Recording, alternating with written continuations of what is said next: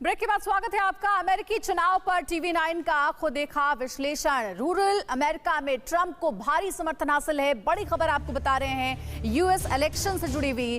Fans ने किया राष्ट्रपति ट्रंप की वापसी का दावा। अमेरिका में भारतीय वोटर्स की भूमिका बहुत अहम है, क्योंकि ट्रंप की अब्राहम लिंकन से आखिर क्यों तुलना हो रही है, ये मूड जानने की भी हमने कोशिश की है। टीवी 9 भारतवर्ष यूएस पहुंचा है, अमेरिका पहुंचा और वहां के वोटर्स का मूड भांपने की कोशिश की है कि इस बार आखिर रुख किधर है, ट्रंप की तरफ या फिर जो बाइडेन की तरफ। अमेरिका की सुपर पावर और चमक दमक के बीच असली अमेरिका क्या है, ये जानने के लिए और बताने के लिए आज हमारे साथ 3 ऐसे भारतीय हैं जो पिछले 32 दिनों से 26 राज्यों में घूमते रहे और पता करते रहे कि इस बार अमेरिका का नया राष्ट्रपति कौन होगा।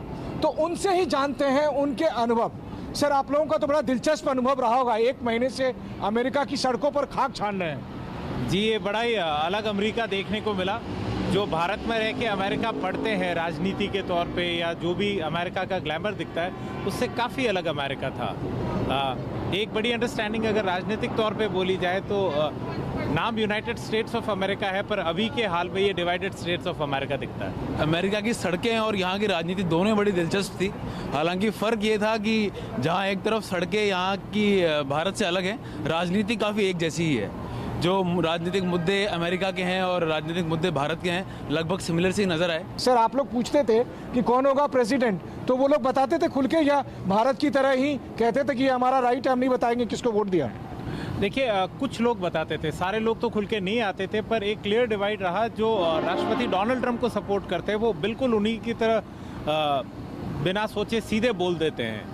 बड़े जिसे कहा जाए बेबाक किस्म के उनके सपोर्टर हैं, जो कि आपको रूरल अमेरिका में दिखेंगे।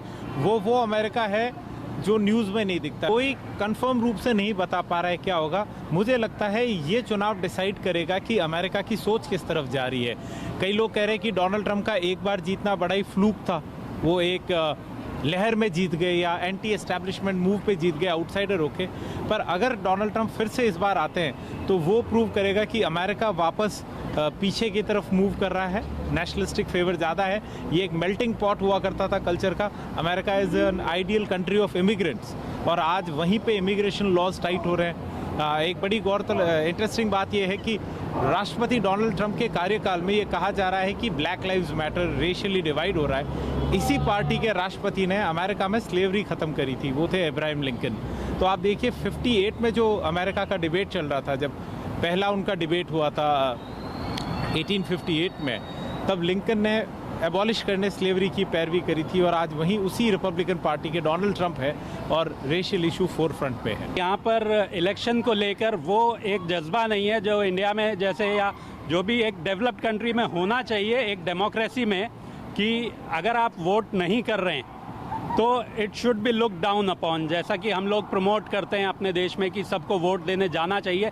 क्योंकि यहाँ का जो आइडिया ऑफ लिबर्टी है वो मुझे लगता है इसके आड़े आता है, क्योंकि ये एक बहुत डिफरेंट कैपिटलिस्ट सोसाइटी है, जहाँ पर लोग ये नहीं चाहते कि उनको बताया जाए या स्टेट या गवर्नमेंट उनको बताए कि उनको क्या करना है। जितनी आज़ादी वाशिंगटन और न्यूयॉर्क में दिखती है, उतनी ही आज़ादी अमेरिका के दूसरे इलाके में भी है। नहीं, वो असल में क्या है कि हर राज्य का यहाँ अलग तरह से कानून बनता है, तो उसमें बड़ा फ़र्क है कि किस राज्य में कितनी आज़ादी है।